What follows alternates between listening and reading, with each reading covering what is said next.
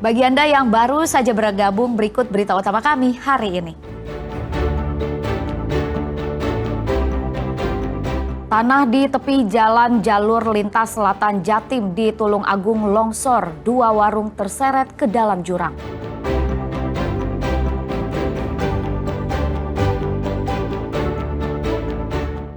Penjual pentol di Surabaya dibekuk polisi karena belasan kali mencuri motor.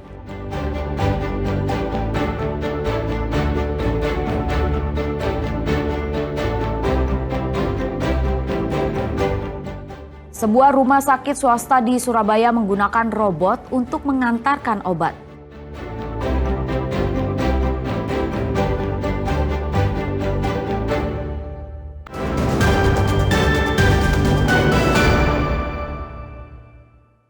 Longsor terjadi di tebing jalur lintas selatan JLS Tulung Agung. Peristiwa ini mengakibatkan 2 warung amblas ke dalam jurang.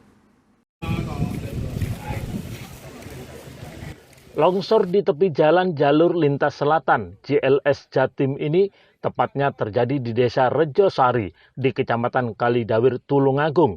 Lereng sepanjang 70 meter yang berada di tepi jalan ambles ke dalam jurang sedalam 50 meter.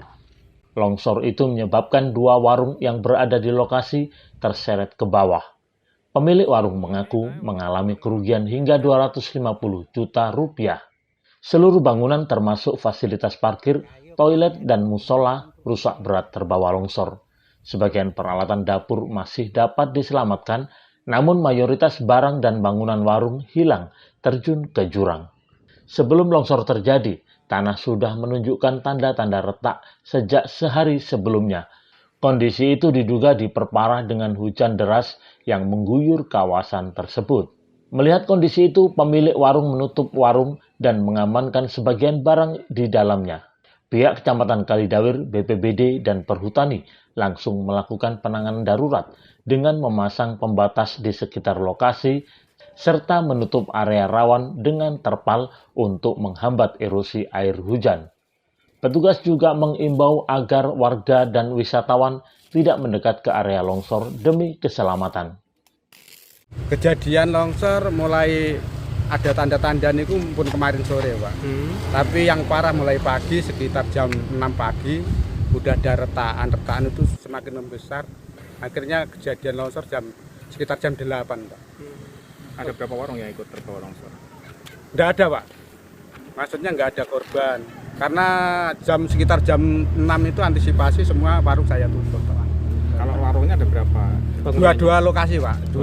Dua lokasi. Sementara yang bisa kita lakukan yang pertama terkait kejadian longsor ini sudah kita laporkan kepada beliaunya Pak Bupati, dan yang kedua bersama Forkopimcam, baik itu dari Pak Kapolsek, Pak Pandadrabin beserta BPBD. Sementara langkah yang bisa kami lakukan yaitu memberikan line untuk pembatas, dengan harapan dengan pembatas itu masyarakat jangan sampai masuk ke area yang mengalami longsor. Daerah yang longsor tersebut biasanya menjadi titik favorit wisatawan untuk berfoto serta menikmati pemandangan laut selatan dari ketinggian. Namun kondisi tanah yang labil dan dekat dengan tepi jurang bisa menjadi ancaman bahaya serius, terutama saat hujan deras turun. Hingga saat ini belum ada keputusan tentang rencana relokasi bagi pedagang yang terdampak. Pemerintah setempat masih berkoordinasi dengan Perhutani dan pihak pertanahan untuk menentukan langkah lanjut terkait penataan ulang area di sepanjang jalur lintas selatan. Ganu Sukendro dan Sri Rama melaporkan dari Tulungagung. Seorang penjual pentol keliling di Surabaya harus berurusan dengan unit reskrim Polsek Rungkut. Pasalnya, di balik penampilannya yang sederhana, pelaku sudah mencuri motor 19 kali di berbagai lokasi berbeda.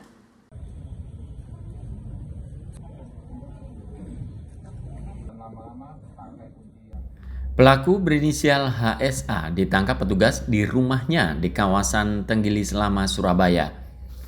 Dari penyelidikan terungkap selain berjualan pentol keliling, HSA sudah lama menjalani aksi pencurian motor seorang diri.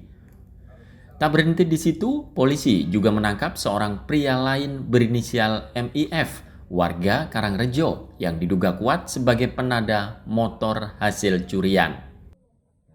Hasil dari penyelidikan polisi, HSA sengaja memanfaatkan pekerjaannya sebagai penjual pentol untuk mengintai sasaran motor yang akan digondol. Saat menemukan target yang dianggap mudah dicuri, pelaku menandainya lalu kembali ke lokasi pada malam hari untuk melancarkan aksi. Kepada polisi, pelaku mengaku sudah 19 kali mencuri motor di sekitar Surabaya. Motor hasil curian dijual ke penada dengan harga antara 3 hingga 5 juta rupiah. Sendiri, tidak ada temannya, ya. Jadi melakukan sendiri, tidak ada temannya, ngambil, terus dijual juga sendiri ke penada atau mungkin ya dengan cara COD, ya, COD kalau sebutannya dari pelaku adalah COD. Dari tangan pelaku, polisi menyita kunci letter T dan beberapa unit motor curian yang belum sempat terjual. Atas perbuatannya, pelaku dijerat pasal 363 KUHP tentang pencurian dengan pemberatan dengan ancaman 7 tahun penjara. Sedangkan penada motor curian dijerat pasal 480 KUHP dengan ancaman hukuman 4 tahun penjara. Dari Surabaya, Ari Purwanto dan Sri Rama melaporkan.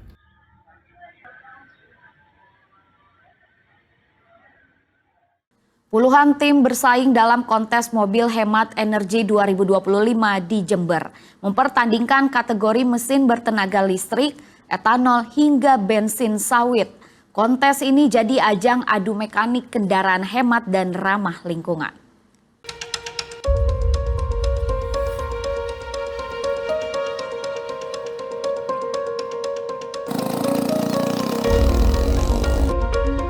Bundaran patung Triumvirat Universitas Jember disulap jadi arena balap mobil dadakan pada Minggu pagi.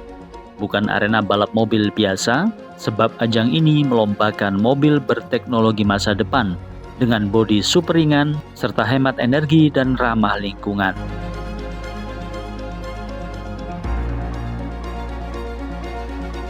Lomba bertajuk Kontes Mobil Hemat Energi atau KMHE 2025 diikuti sebanyak 68 tim dari 44 perguruan tinggi negeri maupun swasta di Indonesia.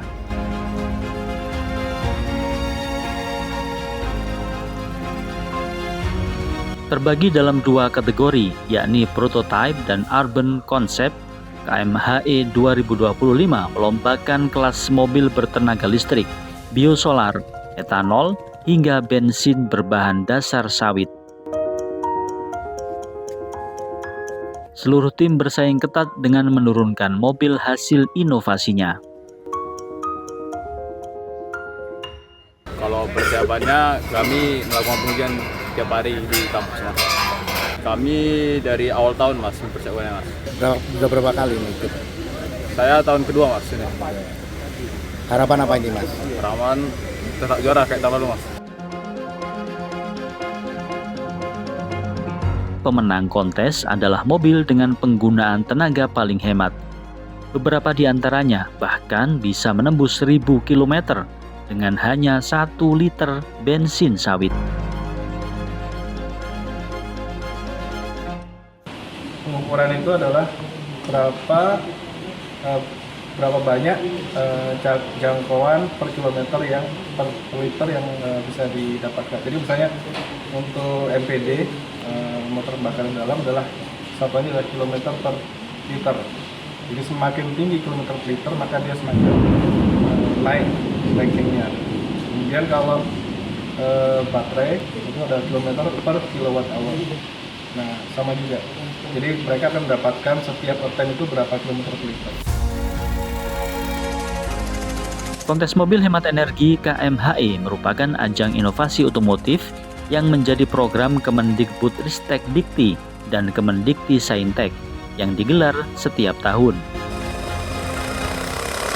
Ajang ini diharapkan bisa mendorong inovasi mahasiswa dalam merancang dan membangun mobil yang aman, irit, dan ramah lingkungan, serta untuk mempromosikan teknologi kendaraan hemat energi di Indonesia. Tommy Iskandar dan Sri Rama melaporkan dari Jember.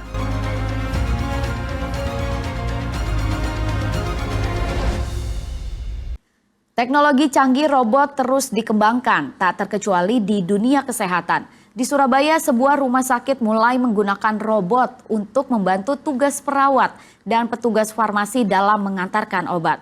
Tak hanya efisien, robot ini juga mampu bekerja secara otomatis sesuai perintah.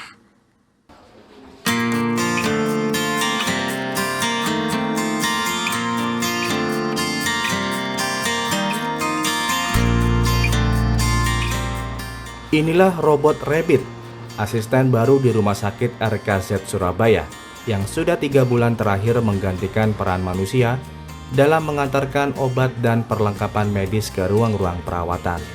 Berbentuk seperti lemari dengan tinggi sekitar 140 cm, robot Rabbit bekerja sepenuhnya otomatis.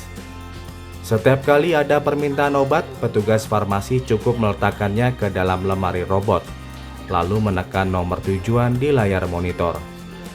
Seketika robot bergerak sendiri menuju ruang perawatan yang dituju. Robot ini bisa menghindari manusia atau halangan dengan sensor cerdas berjarak 1 meter.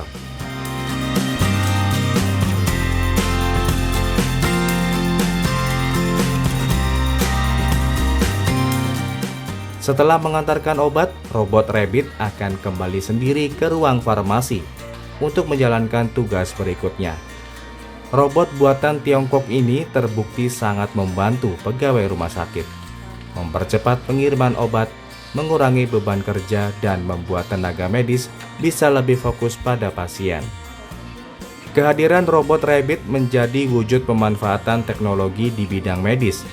Dengan jarak antar ruang yang cukup jauh, robot ini dapat mempercepat distribusi obat dan logistik tanpa membutuhkan tenaga tambahan. Bagi kami adalah tentu efisiensi dan berpihak pada digitalisasi, karena kedepannya ini suatu hal yang tidak bisa kita tampik lagi ya. Kita harus bisa berkelanjutan mengikuti perkembangan teknologi, digitalisasi, dan ke depan tentu harus lebih efisien di situasi yang terkini.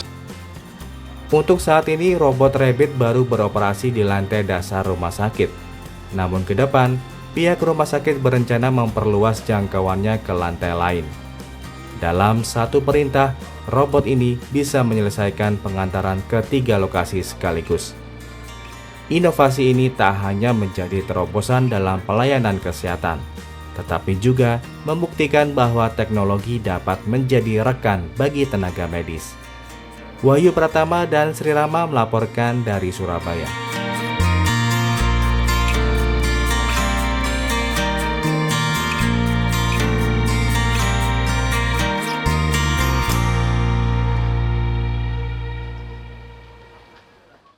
Ya, informasi tadi sekaligus mengakhiri jumpa kita di Berita Jawa Timur hari ini. Jangan lupa pastikan Anda subscribe channel YouTube Liputan 6 SCTV Daerah. Atas nama rekan yang bertugas, saya Rizka Dior mengucapkan terima kasih atas perhatian Anda. Selamat beraktivitas dan sampai jumpa.